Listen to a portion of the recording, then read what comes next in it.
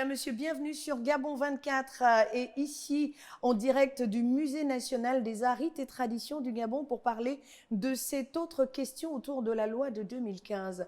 La part des descendants, enfants légitimes, enfants naturels, enfants adultérés et incestueux, héritiers légaux tout simplement. Notez-le, en 1989, le conseil de famille décidait de la suite à donner à l'héritage laissé par un individu après son décès. Mais la loi de 2015 a recadré les choses. On parle d'un conseil successoral appelé par les héritiers légaux seuls.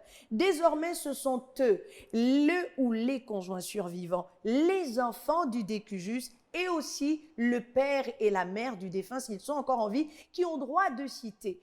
Ils font partie donc de cette catégorie d'héritiers légaux. Mais quel est finalement le droit qui est le leur? Quelles sont leurs parts respectives? Nous allons le savoir grâce à notre invité sur le plateau. Il s'agit de Maître Gilles Lépébé, conseil juridique agréé. Il va vous servir ce plat comestible parce qu'entre les idées reçues et les pesanteurs socio-culturelles, eh bien, les héritiers légaux ploient sous le coup de la spoliation. Merci Maître d'être avec nous pour nous édifier sur cette question. Déjà, on dit héritiers légaux. Je l'ai rappelé peut-être, mais vous êtes la personne qui doit nous rappeler qui sont ces personnes. Merci de comprendre la petite répétition qui s'installe dans mon discours. Mais qui sont-ils? Héritiers légaux de bien grands mots. Qui sont-ils finalement?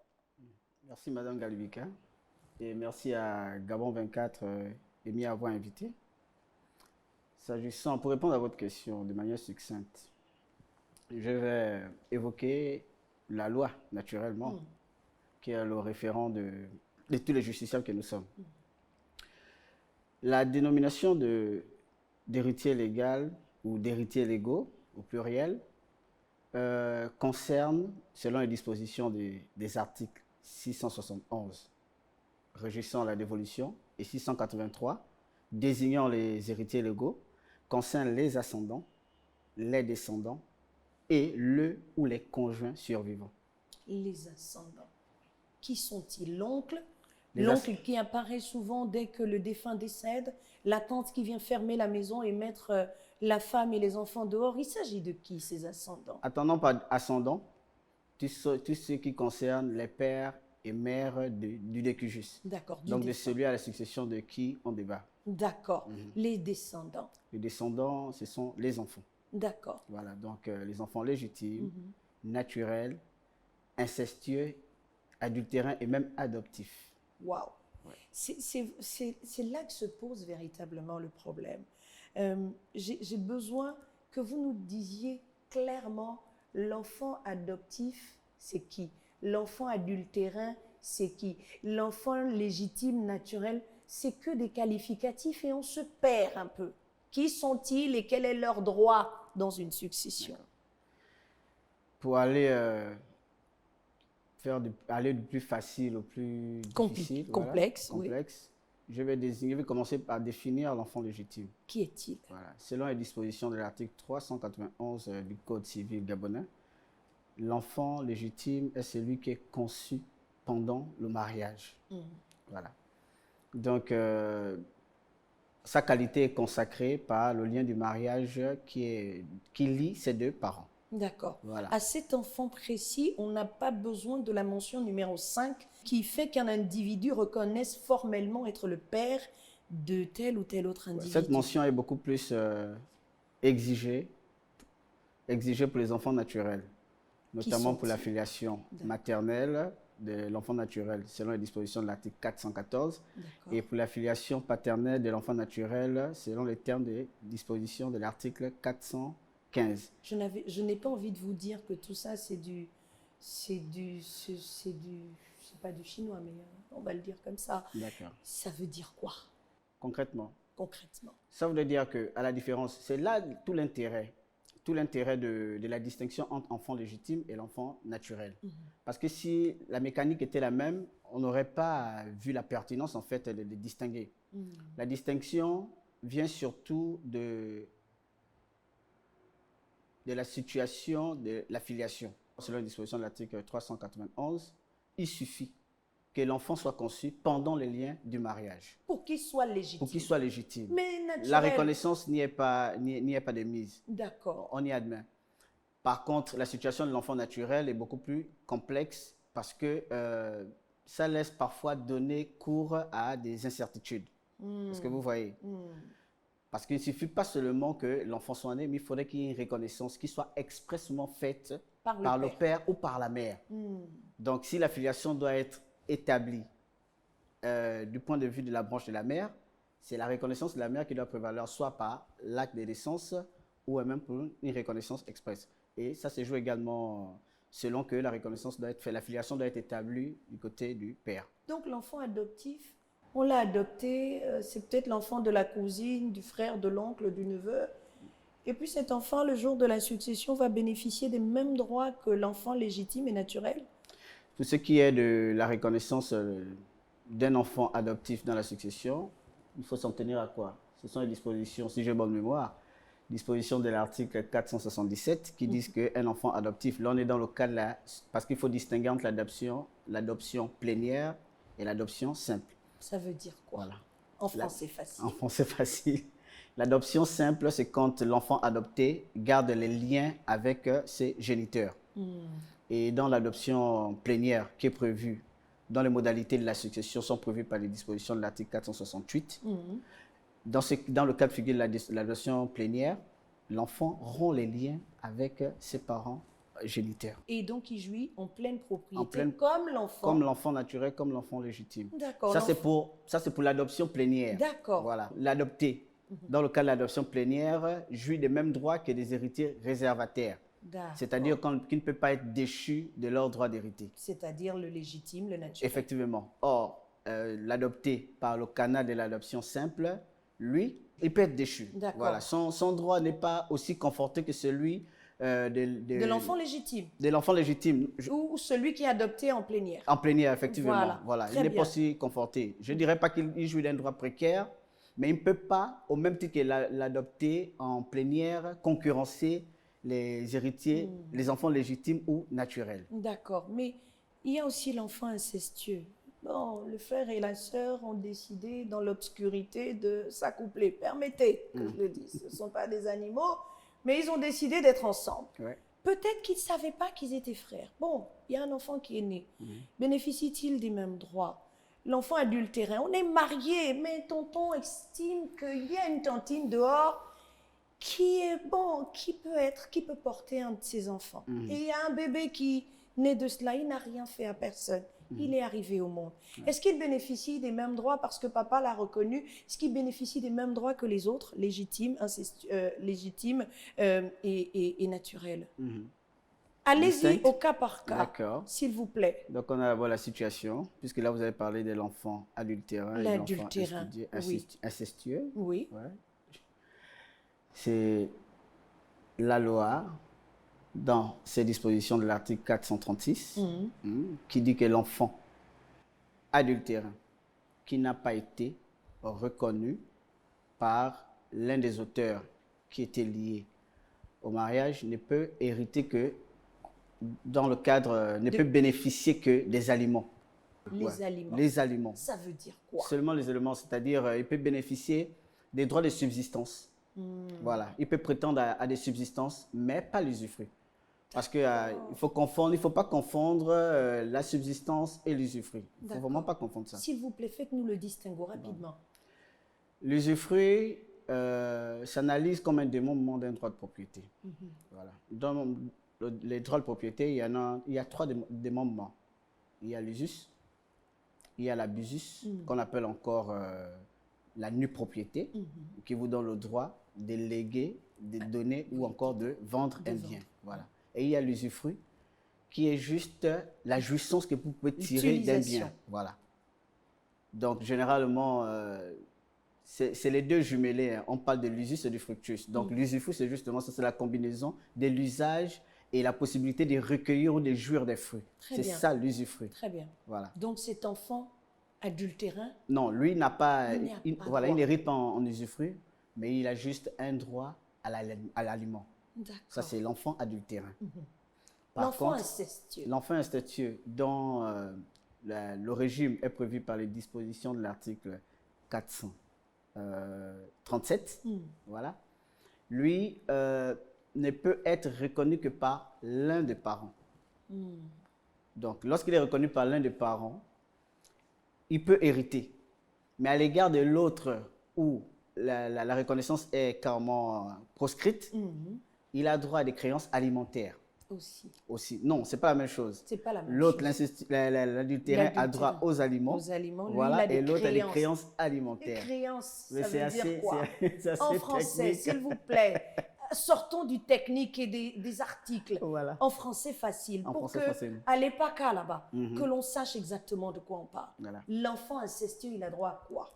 L'enfant incestueux, il a droit il hérite de l'un des parents dont la reconnaissance a été faite. Il ne peut pas être reconnu des deux. Ça, c'est déjà le principe. D'accord. S'il a été reconnu par l'un des parents, il va hériter au même titre que les autres. D'accord. Voilà. Et maintenant... De la part qui revient à ce voilà, dernier. Effectivement. Très bien. Et chez l'autre parent où il n'a pas été reconnu, il va bénéficier des créances alimentaires et il pourra l'opposer, ces créances alimentaires-là, à la succession.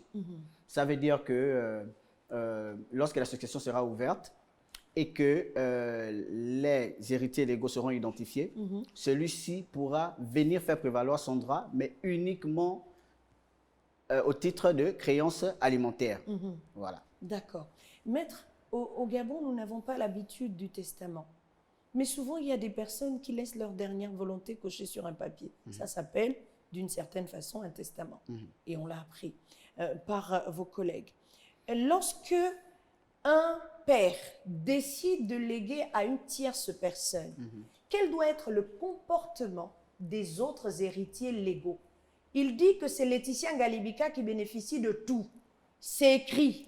Quelle doit être la démarche des autres héritiers légaux, donc des autres descendants? En principe, si la donation a été faite avant le décès, oui, voilà, ça ne pose pas de problème. Dès que la donation est faite avant le décès, ça doit nécessairement être consigné dans un acte authentique dressé par un notaire. Un officier, oui. Un notaire, un officier public compétent. Mais généralement, dans la circonstance-là, l'officier public compétent, c'est le notaire. Très bien. Donc, nul n'est besoin même de s'embarrasser avec ce vocable-là. Dès que la donation est faite et qu'elle a été dûment enregistrée, instrumentée et enregistrée, elle est opposable aux autres successibles qui, du vivant du donataire, n'ont pas encore cette qualité de successible parce qu'on devient successible et héritier à la survenance du décès de celui pour qui la succession est débattue.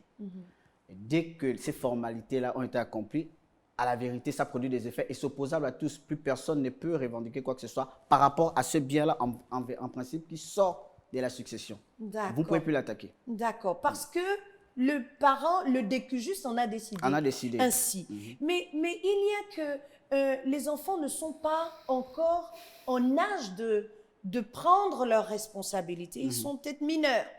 Ou ils sont peut-être absents du territoire. Qu'est-ce qui se passe? Est-ce qu'il faut un mandataire? Qui sont les mandataires qui doivent être désignés par les enfants? Qui pour représenter les enfants et porter leur voix au sein du conseil successoral? Et déjà nous rappeler, maître, avant que de répondre à cette question, qui de ces enfants peut réunir le conseil successoral? Tout intéressé. La loi dit tout intéressé, toute personne qui a intérêt à la dévolution successorale peut demander l'ouverture de la succession. Et le préalable à l'ouverture de cette succession, c'est la convocation du conseil successoral qui requiert qu'il y ait un président de séance et l'ensemble des héritiers légaux. Voilà. Donc, toute personne qui a cette qualité-là peut convoquer un conseil successoral. D'accord. Voilà. Mais après? Dès qu'il y a convocation du conseil successoral, il y a la tenue du conseil. La tenue du conseil, l'objet principal, c'est la désignation du mandataire ou des mandataires. Mais en cas de... Avec le listing, oui. Oui, allez-y. Avec le listing des héritiers légaux. D'accord. S'il y a des mineurs, ceux-là sont représentés par un mandataire. Généralement, c'est la maman ou le tuteur, la personne qui a la tutelle des Mais maître enfants. les PB, dans les faits, cela ne se passe pas aussi bien. il y a toujours quelqu'un qui arrive de quelque part qui dit que bon, nous on a tenu le conseil de famille, on a décidé que c'est mettre les bébés et personne d'autre qui va porter la voix des autres. Mais souvent, maître les bébés n'est que le parent ou l'oncle du défunt. Parce qu'il y a encore certains officiers qui demandent le compte-rendu du conseil de famille. Que doit-il se passer à ce moment précis? Est-ce qu'aujourd'hui, en 2021, le conseil de famille qui a été revu, donc qui n'existe plus, remplacé par le conseil successoral, le compte-rendu de ce fameux conseil de famille doit prévaloir lors de l'ouverture et de la liquidation de la succession?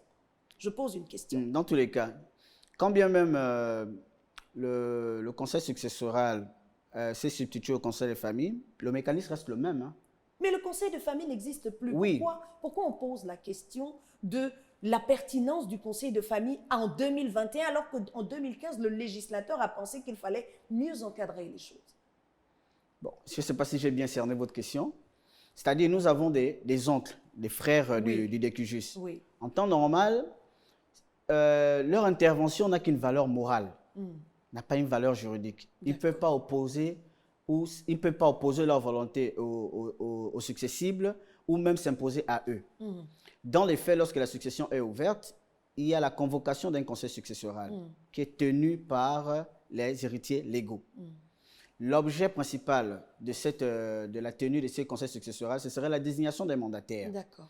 Et toutes les résolutions qui ont été prises dans le cadre de ce conseil successoral vont être consignées d'un procès verbal de conseil successoral et qui fera l'objet d'un dépôt annexé à une requête devant le président de la juridiction compétente du lieu d'ouverture de la succession pour pouvoir homologuer ce procès verbal, lui donner une valeur juridique à l'effet par le mécanisme d'un jugement. C'est un jugement qui va être rendu portant homologation du procès verbal du conseil successoral. Et à partir de ce moment-là, si la résolution qui a été prise n'enchante pas tout le monde, toute personne qui a un intérêt peut demander à faire opposition. Donc, ils ont un délai d'1 mois pour faire opposition. Et si ce délai n'est pas respecté, qu'est-ce qui se passe? Si ce délai n'est pas respecté, ils sont forclos et la mesure leur est opposable. Là, ils n'ont qu'à attendre que le délai qui a été imparti au mandataire pour l'administration de la succession soit épuisé, parce qu'après, il y a une obligation qui est faite au mandataire de demander le renouvellement du mandat, et la phase de renouvellement du mandat va également s'opérer comme dans la première phase où on avait convoqué. D'accord. Et là encore, les résolutions. S'il faut reconduire ce mandataire, on le reconduit. Sinon, et s'il faut le changer, on le change, mais ça se fera toujours à la majorité de voix. D'accord. Il y a un enfant, il n'est pas... Bon, on va dire qu'avec l'ouverture de la succession, on casse les barrières du légitime, de l'adultérin, etc. C'est à part égale qu'on va distribuer la partie qui revient au décujus, dont l'un des conjoints survivants ou le conjoint survivant est aussi propriétaire, mais en usufruit. Sortons de cela, maître. Un enfant adultéré a décidé que, bon, lui, il se sent lésé dans ce qui a été dit. Est-ce qu'il a le droit de bloquer la succession? S'il a fait l'objet, enfant adultérin qui a fait l'objet d'une reconnaissance qui a été légalement reconnue par son auteur qui était dans les lieux du mariage, il a les mêmes droits qu'un enfant naturel. D'accord, donc il a le droit. Oui, s'il a été expressément reconnu. Mais s'il n'a pas été reconnu, parce qu'on nous dit que l'enfant aura pour père le mari de sa mère. Donc selon que l'adultère a été commis par la mère, selon que l'adultère a été commis par le père, il y a une manière de raisonner. D'accord. Dès qu'il y a reconnaissance, celui-ci acquiert... Il y a comme une sorte de purge. Il y a comme une sorte de purge des irrégularités à partir du moment où la reconnaissance est faite. D'accord. Et là, il acquiert les mêmes droits que les autres enfants et il peut valablement s'y opposer. D'accord. Mais l'enfant, là, qui sait que papa a des biens, par exemple, à Koulamoutou, ou à Ndende, ou encore à Mivoul, et qui les dissimule, est-ce que cet enfant jouira également en pleine propriété de ce qui doit lui revenir? Déjà, c'est un délit. C'est un délit, d'accord. C'est quand c'est les dispositions de l'article 652 déjà, le régime des indignités. Voilà, où on dit toute personne qui aura diverti ou recélé les biens de la succession sera frappée d'indignité. Et l'article 654 sanctionne ces personnes-là. Elle est écartée. Ça veut dire même que même les fruits qu'elle avait recueillis, tous les revenus là, elle doit les restituer à la succession et peut être écartée des fêtes. Parce que lorsque vous tombez sous le coup du régime de l'indignité, vous êtes écarté de la succession. D'accord. Donc, ce n'est pas intéressant. Lorsque vous avez la connexion dissimulée, ça ne joue pas dans votre intérêt. D'accord. Parce que si vous avez recueilli les fruits, vous avez perçu des revenus, non seulement vous allez être écarté de la succession, mais vous allez les restituer. Mais je ne suis pas au courant de ces dispositions. Comment je fais? Je vis dans la maison de mon père. Nemo sensetur ignorare legem. Dès qu'une loi est publicisée, elle est opposable à tous et vous avez l'obligation d'apprendre connaissance. Mais il ne sait pas. Comment il fait? Mais nul ne peut se prévaloir de ses propres turpitudes, madame. D'accord, mais oui, mais là, il ne sait pas. Est-ce qu'il y a des circonstances atténuantes disant que, bon, il ne sait pas et donc il ne l'a peut-être pas dit à ce moment-là parce qu'il ne savait pas qu'il fallait qu'il le dise? Si maintenant, il faut qu'il rapporte la preuve de sa bonne foi. Ce sera à lui de prouver parce que les autres ont juste besoin de lui opposer cet état des faits. Et ce sera à lui de faire tous ces preuves devant le prétoire. D'accord. Parce que si ça donne lieu à l'ouverture d'un contentieux, ce n'est que dans ce cas-là qu'il pourra venir apporter les moyens au soutien de sa défense. Maître Lépébé, nous sommes arrivés au terme de cette émission. Mais beaucoup s'interrogent encore sur la part qui revient à l'enfant légitime, à l'enfant naturel, à l'enfant incestueux et même à l'enfant adultérin. Qu'est-ce qui revient à ces enfants-là par rapport au conjoint survivant à la suite du décès du décujus? On n'oublie pas le père et la mère du défunt non plus. Quelle est la part des descendants, donc des enfants du décujus? Pour répondre à la question de la part qui doit revenir à chacun des successibles, mise en concurrence avec le conjoint survivant, s'il y en a un, il faut raisonner au cas par cas. Allez-y. Voilà. Il faut raisonner au cas par cas. Nous, on a une hypothèse où, là je parle des descendants, des enfants. Les enfants. Je vais d'abord exclure le cas des ascendants, donc des pères et mères. On a une hypothèse où les enfants, c'est-à-dire les descendants, sont les enfants qui sont nés du défunt et du conjoint survivant. Voilà. Dans ce cas de figure, le partage va se faire, il y a une option qui est dévolue au conjoint survivant. Soit elle vient en usufruit en pleine propriété, c'est-à-dire l'ensemble de la succession, elle ne vient qu'en usufruit, soit elle hérite en nue propriété pour le quart.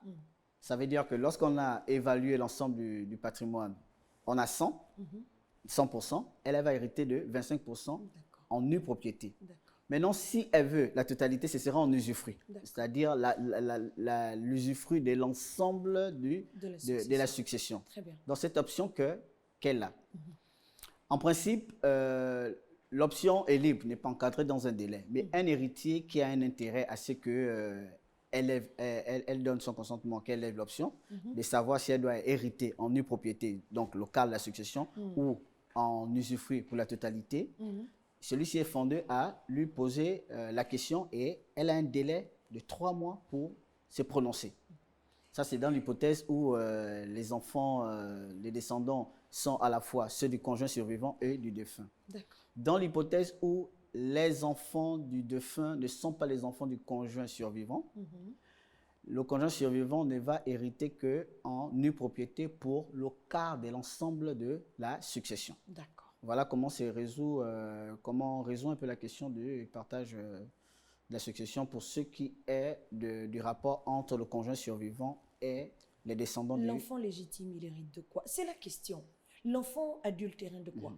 L'enfant naturel, l'enfant incestueux, au cas par cas. Voilà. Maître. Sauf erreur ou omission de ma part, la difficulté sur la part qui doit revenir à chacun des enfants, en principe, l'enfant légitime ne souffre d'aucune difficulté. Très bien. La difficulté survient surtout lorsqu'il est question de se prononcer sur la situation des enfants naturels, incestueux, adoptifs et adultérins. D'accord. Voilà. Pour ce qui est de l'enfant naturel, il faudrait une reconnaissance. Comme je disais tout à l'heure, il faudrait rapporter la preuve de la filiation naturelle, la filiation maternelle ou paternelle. Donc, si la filiation elle est maternelle, ça veut dire que la reconnaissance doit se faire du côté de la mère. Et si la filiation elle est paternelle, la reconnaissance doit être faite du côté du père. Voilà, donc soit par la preuve de l'acte de naissance, voilà, la production de l'acte de naissance et autres. À partir de ce moment, l'enfant acquiert la qualité d'enfant naturel et est en concurrence avec les enfants légitimes. Voilà. Donc le formalisme est beaucoup plus exigeant du point de vue des enfants nés hors mariage. Voilà. Donc chacun pour sa part a une manière de mettre en exergue son droit. Pour l'enfant adultérin, il faudrait qu'il ait été formellement et expressément reconnu par son auteur qui était marié alors qu'il a été conçu. S'il n'a pas été reconnu, il ne peut pas non plus prétendre à la vocation successorale de celui-ci. Voilà. Très bien. Et pour ce qui est de l'enfant incestueux, hein, il ne peut prétendre à la vocation successorale que d'un des parents et non des deux. Merci Maître Lépébé d'avoir été des nôtres, hein, de nous avoir édifiés sur la part qui revient aux descendants, donc les héritiers légaux, les enfants du décujus, du défunt chez vous, ces personnes qui ont parfois du mal à savoir quels sont leurs droits et comment entrer en possession de leur part d'héritage. Merci à vous, Maître Gilles Lépébé, conseil juridique agréé. Vous nous avez servi ce plat comestible autour de la part de chaque descendant au cours d'une succession. Merci d'avoir été avec nous. Merci Madame Galibika et merci à Gabon 24 de m'y avoir invité. On referme ce programme qui se poursuit avec une autre interrogation, liquidation de la succession. Que retenir pour refermer cette série d'émissions consacrées à la loi de 2015 qui fait toujours couler beaucoup d'encre et de salive car en 2015, le législateur a véritablement encadré la succession en territoire gabonais pour que nul n'en ignore. Les programmes de Gabon 24 se poursuivent. Merci au Musée national des arts, rites et traditions du Gabon qui nous a accueillis pour cette autre émission.